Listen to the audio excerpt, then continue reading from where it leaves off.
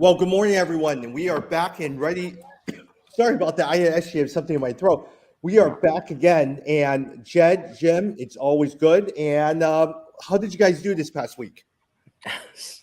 I don't know. I was telling Tommy if you guys saw, I lost by one freaking point in the Walter White League. I And know. you know what's worse? Here's what's worse, guys. I think there's going to be a stat correction because the guy I was playing had the Philly D, and I think that last extra touchdown. If you watch the game, Washington got a, basically Philly tried to do like a, throw around special, and they got a touchdown right at the end. I think that there's a stat correction because now the Philly D gave up too many more points. It went to the next tier. So I think the guy I'm playing actually gets a point less. So we'll see if that stat correction happens. But yeah, I lost by a freaking Because I'll help you. Did you see in our Walter White League, seven people are in first place at 6-4. Yeah, that's what I was telling Tommy. I Yeah. was like, Tommy is like what he's got like 9-1 or something, but he's not out of it. I was like, No, you're not out of it.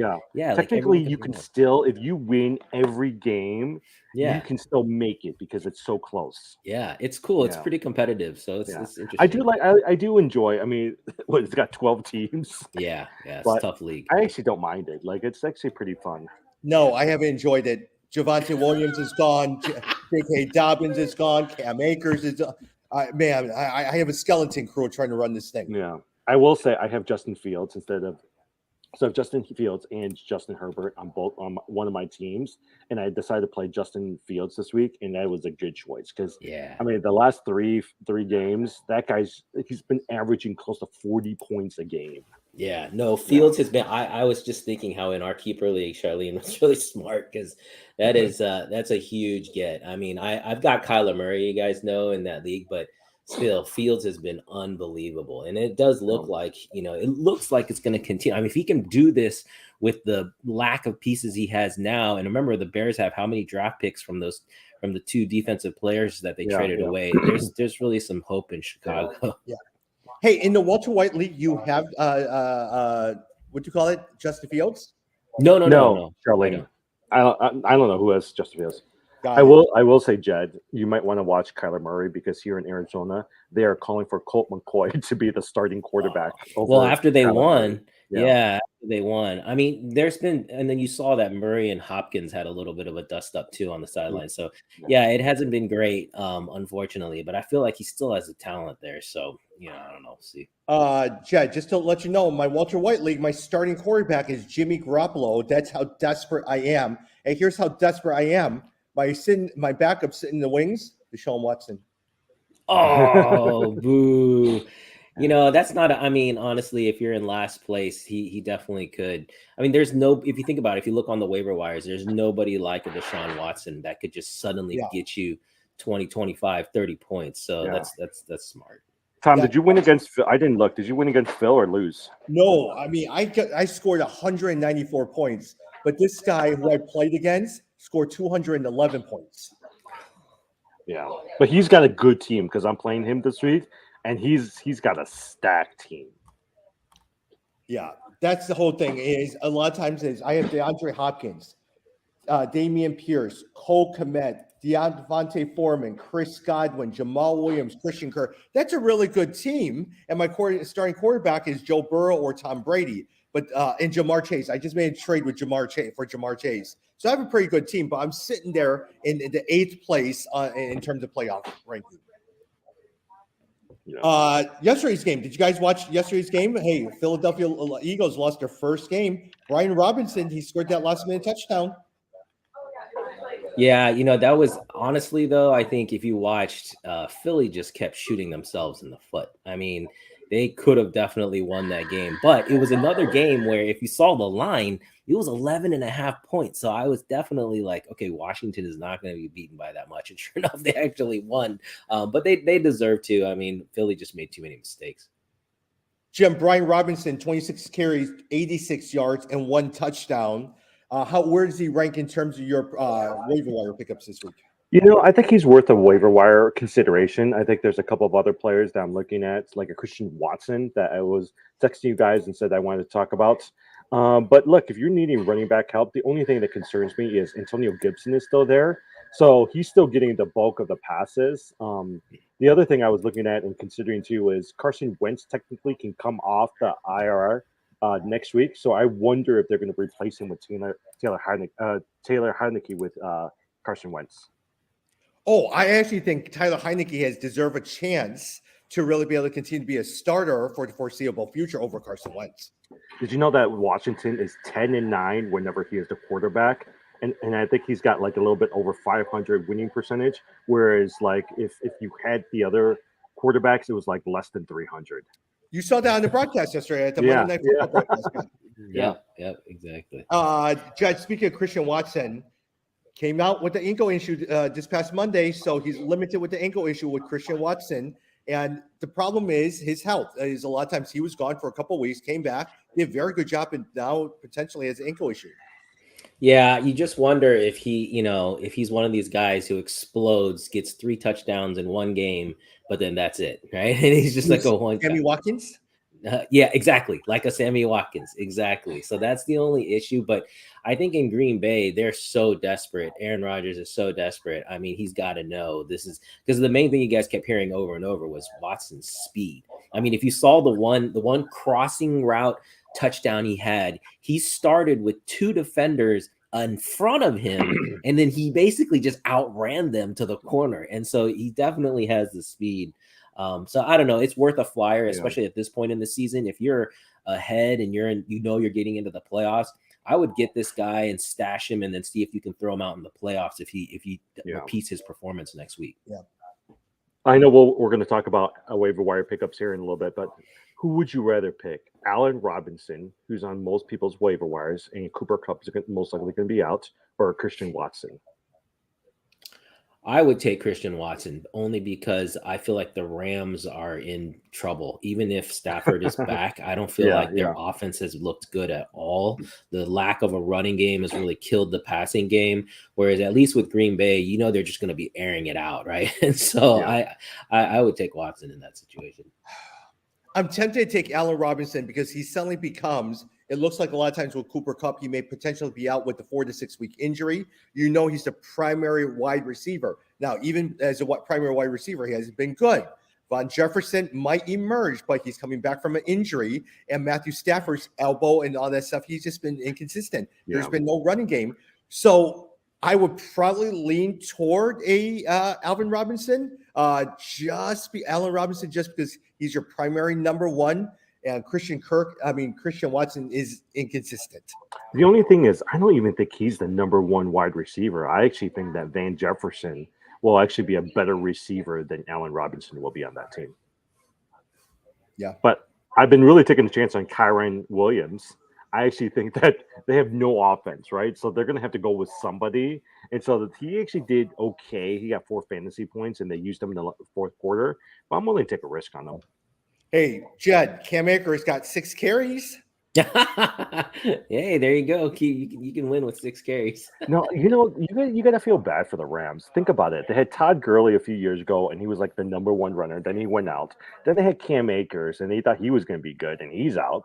Then they brought in Henderson. They keep having these guys go down after they had a decent year.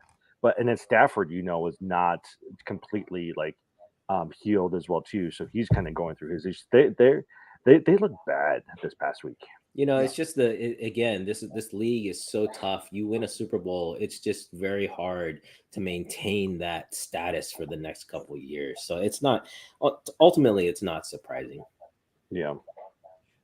Speaking of that, Arizona Cardinals on the other side, Zach Ertz is out for the season, but at the same time, DeAndre Hopkins is doing pretty well. James Conner just came back, is doing okay, and then also Marquise Brown is set to return probably by week 14. They have a buy-in week 13, probably week 14. But did you notice?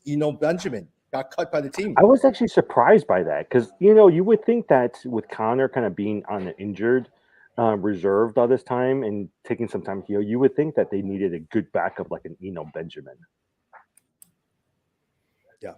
Yeah. Well, it's a little surprising. I mean, I would say, I was just gonna say that Hopkins has been on that team. He has been so consistent. I've got him on a couple teams, and like even when they're not playing well, even though Murray wasn't playing well, he's still getting his yards. So I've been really happy with that. I guess the one question is I think Marquise Brown. That is a great idea. I hadn't thought about that coming off of IR. That could be really helpful, especially with Ertz out, because then he basically becomes the de facto number 2. So that's not a bad move at all. Jed, DeAndre Hopkins has saved me in one of my leagues because he has come back and week in and week out. He is my number 1 wide receiver. Godwin has been inconsistent. Christian Kirk has been inconsistent. But week in, week out, DeAndre Hopkins over 10 points every single week. Yeah, Hopkins is a beast. I mean, you just talk about pure talent. I mean, the guy, it doesn't matter who's at quarterback, he's going to get his catches. I mean, I'll tell you this: we've got 3 to 4 weeks until quarterfinals start for a number of these leagues. If I were people listening to this, I would keep my eyes on these waiver wires and just see, because a lot of times owners will drop players that usually are pretty good that you can find and pick up that you can use for the playoffs, because sometimes owners make bad decisions these next few weeks. Well, they're going to get they're not bad decisions per se. They're just getting desperate. I mean, when you're desperate, you can't hold on to guys on your bench. You got to start to clear space and get people who you think can start. Yeah. And so, yeah, you're right. If you're sitting in a good spot and you're in the playoffs, this is a time to pick those folks off of the waiver wires and prepare for the playoffs. Like even last week, Cole Kmet was on a lot of different waiver wires. Yeah. And Cole Kmet scored 28 fantasy points. He's been doing so well for me. Now, at the same time, we have to ask Darnell Mooney is sitting on the waiver wires. Do you take a chance on him, or would you rather go after Allen Robinson? Would you rather go after Marquise Brown? Those are guys that you're sitting there thinking through. Mm-hmm. Yeah. Yeah, and again, I think a lot of that depends on if you need to win now or if you're planning to win for the playoffs. So for me, like someone like a Marquise Brown, you're playing for the playoffs. Cole Kmet, obviously, if you can get him now. Daryl Mooney, you're basically hoping to hit a home run. Like if you're desperate, Daryl Mooney's not a bad play because you're hoping to just hit a home run and catch a little bit of fire these next couple of weeks. So that's not a bad idea. It's kind of like I took a flyer on that Pittsburgh running back. I'm forgetting his name. Jaylen Brown. Jaylen Warren. Yeah, Warren. Yeah, and he scored. So, there's a chance that these next couple of weeks he could get a little hot. And then No, that's true. By the way, hey, Jed, our trade for Kyle Pitts and DJ Moore hasn't helped either of us. Yeah, no, not at all. Because I was looking at DJ Moore the other day. I was like, what? He scored like 4 points or something. Yeah, I'm hoping with Baker coming back in, things will, I don't know. We'll see, but it has not been good. Yeah. Hey, like the chance that I took, I just traded Jimmy Olave as well as Amon-Ra St. Brown for Jamar Chase. I'm hoping that eventually he'll come back and get me into the playoffs, but I'll squeak by as the 8th. That's all I'm aiming for, the 7th or last 2 playoff spots. And from that point, Jamar Chase lifts me out. So suddenly now I have Jamar Chase, DeAndre Hopkins, Christian Kirk, Damian Pierce, all those guys sitting there. So here's my strategy. Here's my strategy and hope, Jed, is Tommy and I are fighting for that last playoff spot. I don't want him to enter into the playoffs with Jamar Chase and his team. So I need to somehow block him so he doesn't make it to that last play, because there's 8 playoff plays, there's 10 teams, right? So 2 teams will not get in. So I'm hoping he's going to be one of those teams, because if he brings in Jamar Chase at the last minute, and Jamar Chase is averaging 18 to like 25 points a game, it's hard to beat a team like that. So just so you know, my oldest son was telling me in one of his leagues, they have a team like that who is basically stacked with players coming back from injury, and so the league is conspiring to keep him out of a playoff spot. So he benched his players against the other guy that guy is fighting with to give him a win so that it could bump. I was like, wow, that's like next level strategy. Yeah. But in my son's league, they fight hard because the very last person, they always do something that the person in last place has to do something really silly. Yeah. And so they really want that guy to lose. Yeah. Flipping over into New Orleans, Olave was terrible. Kamara has terrible. Man, they just need to bench Andy Dalton and put back Jameis Winston. I think I heard the rumors this week. They said that they're really seriously considering Winston to come in. And they do think that if Winston came in, that would really help. I mean, Jawan Johnson's been great. He scored the touchdown each of the last few weeks. But Olave, Kamara, all of them have not done well since Dalton has come in. That would be a good if you're desperate for a quarterback. Winston wouldn't be a Yeah. bad, take a lottery ticket on that guy. Yeah. That's why I'm not entirely wanting to dump Taysom Hill yet, because I do think that if they were to bring in Winston, I actually think that there's a role for Taysom Hill. I just don't know if he's complementary to Andy Dunn. Plus, I don't think Dennis Allen is what's his name? Who's the coach? Sean, I forgot his name. Sean, So yeah, the last coach. Like, I just don't think he's as innovative in terms of a scheme, because they at least used to know how to handle a Taysom Hill, but right now they're really not. Jim, on Justin Herbert, I know a lot of times you have him in a lot of your leagues. Completed 21 of 35 passes for 196 yards, 1 touchdown, and 1 interception as they lost to the 49ers 22-16. Now, Keenan Allen is supposed to practice this week. Let's hope he plays from his hamstring injury. But other than that, Gerald Everett now is injured. Mike Williams is out. They have nobody. The only thing that I was surprised, because I was looking at the stats for this week. He's supposed to score 25 points, right? And part of it is because they're playing the Kansas City Chiefs. So the Chiefs doesn't have the best defense in the world. So they're thinking that at least Herbert will score and dump it off to an Eckler or use Jordan Palmer or something like that too. My only thing is, I mean, if you've watched Justin Herbert in the last few games, he has not scored more than 1 touchdown, averaged about 18 points a game when he should be averaging closer to 30 points a game. So I wonder if there's still something from the ribs situation that he experienced a few weeks ago, but he has nobody else to throw to as well, too. Yeah. Jed, going on the Miami side, you called it when we were talking about this week. You said, hey, look, if I had a choice between Mostert and Wilson, I'd go pick Jeff Wilson. He had 17 carries, 119 yards, 1 touchdown. He looked very good. Yeah, I picked him. I was able to get him in one league, not in another, and I'm very happy I did. I mean, he's, basically you can hopefully ride this for the next couple of weeks. So if he is still out there for some reason, definitely go and get him, because it is clear he's the lead. I expect that. So when he first came back from San Francisco, that first week they split carries. This week he had more than Mostert. Mostert was still involved. I expect that to go up again, and you see them feature him more in this next game. So it could be a really good payout. Yeah.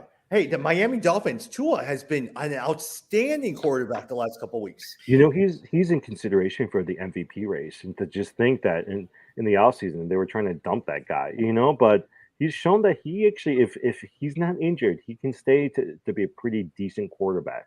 And do you guys remember when Tyreek Hill took all that heat in week 1 because he said that Tua was the most accurate quarterback he'd played with? And people thought that he was like throwing shade at Mahomes, but it's clear he wasn't. He was just saying, look, this guy is super accurate, and he is. It's paid out. The one thing I was sad about, Hill was on pace to break 2,000 yard receiving mark, but he only got 50 some yards this past week. So now he's off pace, but we'll see if he can get back onto it. Yeah. Hey, but seriously, I think a lot of times Mahomes is the most creative passer in the sense he has all these different arm angles that he could throw at. But Tua, they were talking about on the podcast, extremely accurate, very, very accurate. Yeah, but he's got some good weapons too, right? Think about it. He's got Gesicki, who's a pretty decent tight end. He's got Waddle. He's got Hill, and then he's got 2 decent, pretty good running backs. That he's been using. Oh, by the way, speaking of it, did you guys see yesterday's game? Who was it? The Commanders kept using 3 tight ends. I didn't know that teams were using more and more 3 tight ends on these schemes. That's because they probably had a bad offensive line and everyone was just coming through, and they just needed additional passers. Yeah. Yeah. Jamal Williams, Jim, leads Detroit in rushing in week 10. For you, is he every week started now in the flex? 16 carries, 59 yards, usually over 1 touchdown, even though that touchdown came in the last couple minutes of the game. I don't know, but I've been reading a lot of articles, both locally in Detroit, but then also national, where they keep saying that Jamal Williams should be the number 1 quarterback over DeAndre Swift. I think Swift is a pretty good runner, right? Like when he's not injured, but Jamal Williams is a big guy who's able to hit those holes, but then he's able to be in the red zone as well too. And so he's been scoring a lot, actually, if you've been watching him as well too. Yeah, Jed, speaking of the Lions, Amon-Ra St. Brown, there's no one to catch the ball. There is no one to catch the ball, especially with Hawkinson gone. Yeah, I think a lot of times we saw it for over 100 yards, the most that he's gotten in the last couple of weeks. I think we're going to see this for the rest of the season. Yeah, it's been surprising if you think about Detroit. Remember the first 5-6 weeks they were averaging the like 35 points. Yeah, Yeah, they were leading the league yeah. in offense. And so of course the bad part was the defense was like one of the worst, but still it's very surprising. I don't know if there's an injury in there that we're not aware of. I mean, obviously But the remember injuries, but Chark. Chark was yeah. one of their guys, and so when he's out, there's nobody else. And Hawkinson was one of their guys too, and he's out too.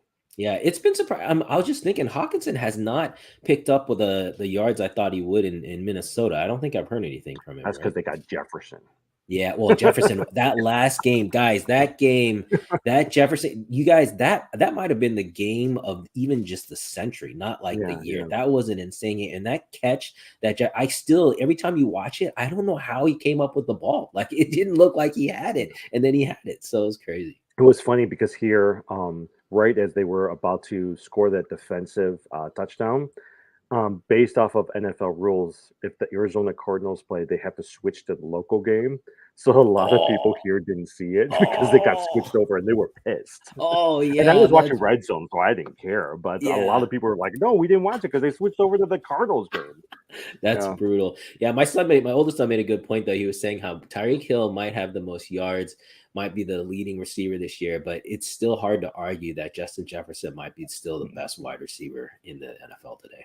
Oh my gosh! And you look back at that trade a couple of years ago where Minnesota made with Buffalo. They traded for a draft pick for Stephon Diggs. That draft pick ended up being Justin Jefferson, who the Bears bypassed, by the way. I mean, he was not the number one wide receiver that year. He's very, very good. Who did they pick instead of Jefferson? Do you remember that year? No, but the number one receiver that year was Henry Ruggs from the Las Vegas Raiders. Oh, yeah. Yeah. No. There were three receivers taken ahead of him. It was Henry Ruggs, and then it was Jerry Jeudy, and then it was CeeDee Lamb. Yeah. No, look, I can make an argument for CeeDee Lamb. Jerry Jeudy has been terrible. Ruggs I think he's in jail right now, actually. Yeah. Jed, let's go to San Francisco. Deebo Samuel, 2 of 6 targets, 24 yards, and rushed 4 times for 27 yards for about 51 total yards. But your favorite guy, Brandon Ayuk, 6 of 7 targets for 84 yards, but lost the fumble. Yeah, if not for the fumble, it would have been okay. But that's what we had said with Jimmy G coming back, that raised Ayuk from the dead. And actually took a little bit out of Deebo. But, that was a low offensive production game for 49ers. I expect a little bit of pickup. And honestly, Tommy, I know you got Jimmy G in at least one league. I don't think that's a bad quarterback play. I mean, he's right outside the top 10. I think you're hoping he's in the 12, 13 range. And so I don't think that's actually a bad play. Tommy, my brother made this. Oh, go ahead. Tommy made this trade for Christian Kirk for Deebo Samuel. And at first I was like, I don't know about that. But now that McCaffrey is in, it's really limited the ceiling for Deebo Samuel. And Christian Kirk was one of the players of the week. He scored, 2 touchdowns this week and had 20-something fantasy points. Yeah. Now, at the same time, let's see. My Jalen Waddle, I ended up trading for Chris Olave, which I then packaged for St. Brown for Jamar Chase. So far, it's been working out well for some of my trades here. But Jim, Elijah Mitchell rushed 89 yards in week 10. Are you even concerned that he's going to take away some carries away from Christian McCaffrey? No, actually, I was watching this. I don't know what you guys think. My guess is they're trying to not overuse Christian McCaffrey. So actually, it's kind of nice for them to have an Elijah Mitchell there. And he actually had some pretty good runs. But when they really needed a scorer, they went, especially in the red zone, they went straight to Christian McCaffrey. Yeah. Hey, on a separate note, we did not talk about this because we talked a little about Cole Kmet. Justin Fields, if you were to redraft right now, which 2 quarterbacks would go higher before you get to Justin Fields? Is it just Patrick Mahomes and Josh Allen? Do you go to Jalen Hurts? Because I think I like Jalen Hurts a lot. Who would you guys pick ahead of Justin Fields? Yeah, I agree with Jalen Hurts. I think just based on weapons alone, I would take him. Josh Allen, Patrick Mahomes, and I'd still put Justin Lamar. Herbert? No, Jackson. Oh, Lamar. Okay. I still put Lamar Jackson in there, but he's right there. I would put him right around QB5, QB6. I think that's where Fields would go. And if you're basing it on potential, then you might argue he's top 3. But as for where they are now and who they have around them, that's who I. All right. Here's the thing: if you were Charlene, would you keep him as one of your keepers? Oh, absolutely. Yeah. I don't know. I got to see who's our keeper. Yeah, that's the question is like, who is it against? So Yeah. I've been debating. So you guys know I got Kyler Murray. I've been thinking I might have to drop him from a keeper this year if things continue the way they're going. So I don't know. We'll see. Yeah.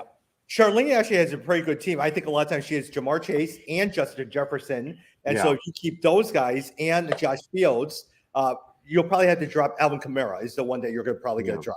I'm going to try to convince her to trade one of her top 2 receivers, but she won't trade. I know that.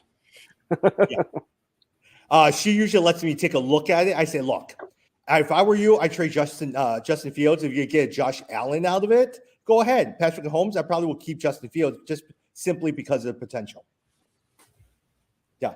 Speaking of that, Jim, Najee Harris, someone that you bid a lot in terms of our dynasty, 20 carries, 99 yards, but still no touchdown. Yeah. I don't know. You guys got to be concerned about that because I saw Jed. I think we were talking about this. Jed picked up Warren this past week on the waiver wires, and he is clearly taking away some carries from Najee Harris. I mean, I think what do you call it? The Pittsburgh offense is starting to kind of come into its own, right? This past week was actually pretty good, but then you saw Pickens score on a run. You saw Warren score on a run. So I think those are some of the worries I have with the Najee Harris. I do still hope, right? Like I have not decided today if the draft is going on, if I'm going to keep him. But I've been keeping an eye out on it. So, yeah. Jed, on the other end, let's begin to wrap up as well too. Kansas City, Clyde Edwards-Helaire had 6 plays, no carries.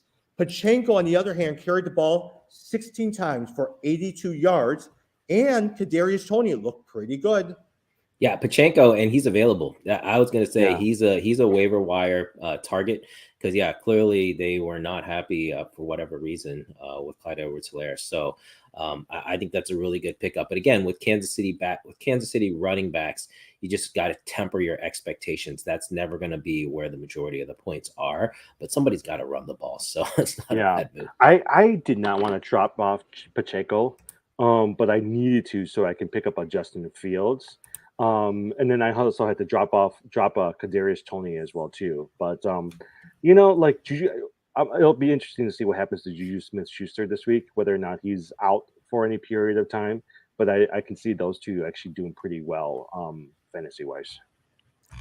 One person who a lot of times, Jim, Rashad White, he started with Leonard Fournette. Yeah, carried the ball 22 times, 105 yards. They've been talking about him every week, right? And I've been holding off because I still had Leonard Fournette. And I was like, you know what? I'm just going to try to wait it out. But I've had him on my players to watch. And then when he went down this week, I was like, oh, I should have picked him up this past week. But, if you watch Leonard Fournette, he's not been rushing a lot. He's been getting some goal line and scoring, and that's how he gets his points. But White has been the one that they've relied on to get the bulk of the carries. And this week, he had over 100 yards rushing, and maybe after this break, most likely will be the number 1 running back. Yep, Chad. If you were to look at your top waiver wire pickups, who are you? I mean, is it White? Is it Darnell Mooney? Is it Allen Robinson? Is it Pachenko? Who's your number 1 waiver wire that you're looking at? Kadarius Toney? Yeah, I think it depends on what you need. Again, if you need a wide receiver or if you need a running back, I think at wide receiver for me, I'm taking a flyer on Watson. I know it was just kind of a splash in the pan, but I feel like that's the guy that I'm hoping will pay out. At running back, a lot of different options. I know Robinson was dropped in a lot of leagues. I dropped him in one league. He's someone to look at. But I kind of like Pacheco. I think Pacheco is not a bad move. If you're looking for help at running back, but really it all depends on what position you need. And then if you're in the hunt for next week or if you're in the hunt for the playoffs, and then based on those two is how you can decide. Yeah. Jim, would you pick up a Gus? I'm thinking about, would you guys pick up a Gus Edwards? Gus Edwards? This week? Yeah. I saw that. That's interesting. I think Baltimore has dropped off the radar a little bit. That's not a bad move. Kind of sneaky. Yeah. I mean, here's the players I'm watching, right? The players I'm watching is Brian Robinson. I'm looking at a Christian Watson, a Van Jefferson, a Pacheco, a Kadarius Toney. The only person that really somewhat intrigues me, that is out there is a Paris Campbell. He's actually been doing decent, more better than any of the other wide receivers out there. Well, that's an interesting one because of Matt Ryan starting and playing and winning, it does bring him into the mix. And I was looking at that too. I don't know what's wrong with Pittman. Like I feel like with Ryan back, Pittman would be, the receiver of everything, but it's not. So yeah, that's not a bad pickup. Oh, okay. So that's the other point. Were you guys surprised Ryan came back? I was, because he just made, so by doing that, he just made, I think, another 10 million. No, right? yeah, So, totally. Yeah. So it was a great move for him. But yeah, I was very surprised that they went back to him. But they won. So no, I mean, Jonathan Taylor scored a touchdown and he had over 100 yards rushing, right? Paris Campbell had 17 fantasy points. So I feel like the offense is better when Ryan is in there. But you're right. I was like, I'm surprised that they quickly dumped their rookie quarterback and decided to give the money to Matt Ryan for this. You know what? I bet at the end of the day, this was the owner saying, we got to give the new coach, Jeff Saturday, the best chance to win his first game. And so he was willing to pay that extra money. There was so much backlash against it, and I totally agreed with it all.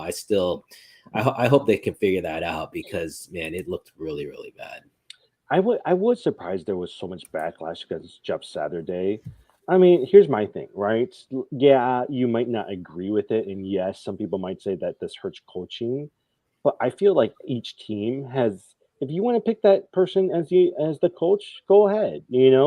I think the biggest issue was they said that he was going to be interim, and it doesn't look like he's interim status. I actually think they're trying to take a chance on him to be a longer term coach than just interim. Yeah. Well, I think what it rubbed people the wrong way was apparently he had an open invitation to be an assistant coach for 2 years and basically turned that down since he retired and then essentially just jumped straight into the head coaching role. So I think that's what kind of ticked people off. No, remember he was a consultant. Yeah. Jim, who's your number one waiver wire pickup that you're going all in for? Hold on. Wait.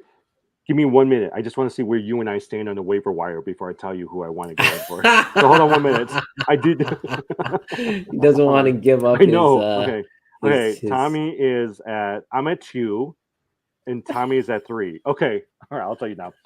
I want Jonathan Sanborn from the Bears. Oh, good. Interesting. You're right. I want Jonathan Sanborn. Right? Yeah. I want because I need. Did you see how well that guy did?